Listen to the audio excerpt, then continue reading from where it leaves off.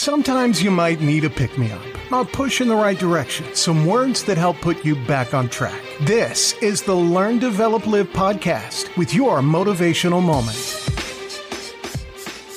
Good morning. Welcome to your motivational moment from the Learn, Develop, Live podcast. My name is Chris Jaggs and I'm bringing you another moment of motivation, just a little booster to help keep you going with your week, to keep you motivated and chasing that goal of yours. We are talking money mindset this week and have Dr. John Demartini revealing one of the most important and rarely spoken elements about building wealth. Here is the doc. All right. Now I'm going to start by asking you a question.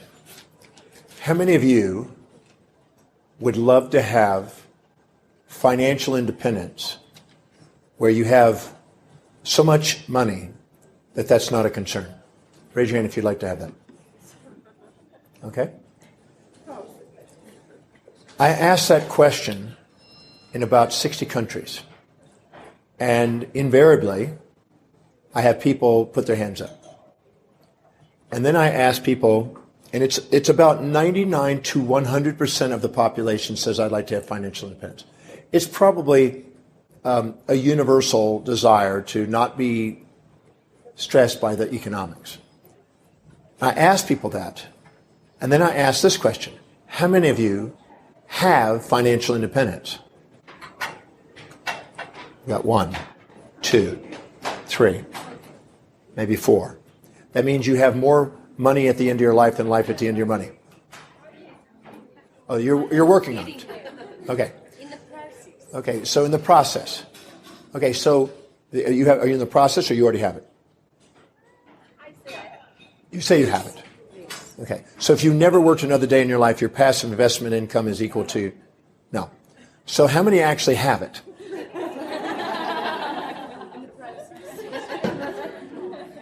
They say that approximately 1% of the population obtain it. They're called the 1%ers. Now, the reason I ask that is to make one point. That the majority of people believe they want something, but then they don't demonstrate in their life's actions the reality that that's true. I may re-emphasize that. 99% of the population say they want financial independence, but only 1% obtain it. So that means 99% of the population live in a fantasy. Are you with me on that? Because only 1% obtain it, but everybody puts their hand up. So 99% of the population live in a fantasy that they're somehow, in some way, going to be financially independent. And yet, their actions do not lead them there. So why is there such a discrepancy between the people who say they want it, which is 99 to 100%, and yet only 1% obtain it? I'd like to discuss that. Because that's not but one area that people say they want to accomplish things and then don't obtain it. There's a whole lot of areas, in fact, 7 areas of our life: our spiritual quest, our mind development, our financial, our career, our family, our social, and our physical health and well-being. All of us have ambitions and goals that we say we want in each of those areas, but we never get around to doing them. How many would like to have that perfect body? So there goes another 99%. How many have the perfect body? Who had their hand up? Come out here and show it, baby. Come strut your stuff. All right. So would you agree that a small percentage actually live and fulfill what they say they want? I have been fascinated by what I call the ambitions that people have, but then yet they don't follow through on it. And I've always wanted to know, what is it that makes those distinctions? Why is it that some people do it, the small 1%ers, and the rest of the people kind of fantasize about it and don't do it? Can I discuss that tonight? Because I think that's pertinent. The majority of people who say they want financial independence, if you gave them $10 million, which would be about 70 million rand, yes? If I gave you 70 million rand, the majority of people would spend it on depreciable consumables. They'd go buy a house that would depreciate in value. They'd go buy a car. They'd buy a trip. They'd go and get clothes. They'd get nice furniture. They'd buy things that appreciate in value. People who are the 1%ers would immediately think of how I could turn that 10 million into 20 million. They buy things that appreciate in value because they value growing wealth. Approximately 1% of the population truly value wealth. Now, I've interviewed people who are extremely wealthy, into the billions, and I've interviewed people that live in townships that have very little, if anything. And there's a distinct difference in what their priorities are and their values and what they value. When I mean by values, I don't mean just morals and ethic kind of values, but what we value most in our life. Because most people aren't aware of what their life is demonstrating. They've injected the social and idealisms and friends' value systems into their life and are fantasizing they're going to live according to them when in actuality their own values don't lead them there. Are you with me on that distinction? If a person doesn't truly value wealth building, it's not going to occur. The people who are billionaires or 100 million and up, I'm thinking in dollars, but it could be more and multiply it times 7, I guess.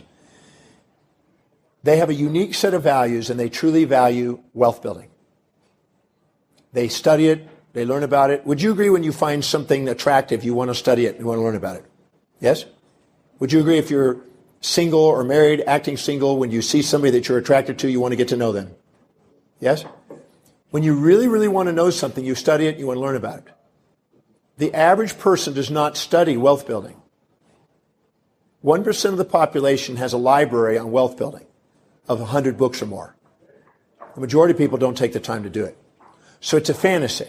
Now, is anytime you set a fantasy and anytime you set a goal that is not congruent and aligned with your highest, true, higher values, you end up with anger towards yourself, aggression towards yourself, you blame yourself, you feel like you betrayed yourself, you criticize yourself, you challenge yourself, you feel despaired, despondent, and depressed. The A, B, C, Ds of negativity are a byproduct of expecting yourself to do something that's not truly valuable to you. And most people subordinate to outer influences, put other people on pedestals that they fantasize living the life of.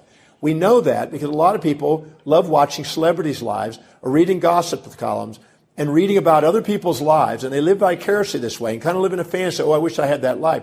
But they don't have the values that will lead them there. What's interesting, the very people that they fantasize about, I've had the opportunity to meet most of them, and in the process of meeting them, they don't have the life that people think. Does that make sense? So what they've done is they've minimized themselves, exaggerate others, injected the values of others into their life, fantasized those lives. They don't match their real values. They end up not living that. They beat themselves up. They have the ABCDs of negativity, and they're wondering what's wrong with them, when in fact there's nothing wrong with them. They're just expecting themselves to live outside their values. And they're living in fantasies. And fantasies breed nightmares. Your life becomes a nightmare when you compare it to a fantasy. Just like if you're married and you have this fantasy person or this fantasy magazine that you look at somebody, you don't always appreciate what you got. You don't appreciate your own life as long as you compare it to a fantasy. So it's important, the people who achieve the most are the people who identify what's truly valuable to them and set goals that are congruent and aligned with that, because then they increase the probability of actually achieving. Whenever you set a goal that is congruent and aligned with what's truly important to you, what your life really demonstrates, where you were really disciplined, where you do not require any outside motivation, when you are setting goals that are like that, you achieve them. You walk your talk. You awaken a natural born leader inside you. You're not limping your life and setting up fantasies and then having nightmares of experiences. So in order to live an amazing life, you first have to identify what's truly valuable to you, because that's the definition of the amazing life, what you really value. Not what somebody else does, but what you really value. Most people go through life and they have Monday morning blues, Wednesday hump days, thank God it's Fridays, week friggin' ends. They have most of their heart attacks on Monday because they got to go back to doing something that's not inspiring to them. They have been injecting the values of other people's in their life. They've been running a life that's not theirs. They hit the midlife crisis and they start to realize this isn't who I am. You know, it's interesting. People's values change. Would you agree when people are between 0 and 10 years old that they want to play? Kids want to play. And would you agree between 10 and 20, kids want to socialize? They're on their little text messages, they're socializing, things like that. When they're 20 to 30, they're trying to find that mate and they're trying to find that job. When they're 30 to 40, they want to stabilize and begin a family and they want to stabilize their career. When they're 40 and 50, they want to start affairs. And the reason why they found is because at that point they start to realize that the people that they fantasized that had a better life than them, they're now reaching the point where they are at that point that they thought they would be, and they realize it wasn't what they thought, and they go through this identity crisis and they're questioning themselves. It's wiser to know who you are right from the beginning, and there's ways of knowing that. And that was Dr. John Demartini with that element of building wealth. You can watch the full hour-long talk over on YouTube, and it is called John Demartini Public Talk, Creating Amazing Life. Give it a watch and see what you can learn today. Now, you can also still work with me if you're really ready to start to level up in life with your performance. If you're looking for confidence, you're looking for that new job, or finally learning that new skill. Whatever is bothering you, I would like to help you with it. You can start your Learn, Develop, Live journey today towards a higher life by booking your free 30-minute LDL power call over at ldlcall.com and find a perfect time slot for you, and we'll jump on a Zoom call and go from there. Now, there's everything from me today. Have yourself an incredible day and rest of the week, and I'll be back tomorrow with more, and I will see you in the next one. Recorded live in the UK, podcasting to the world. This is the Learn, Develop, Live podcast.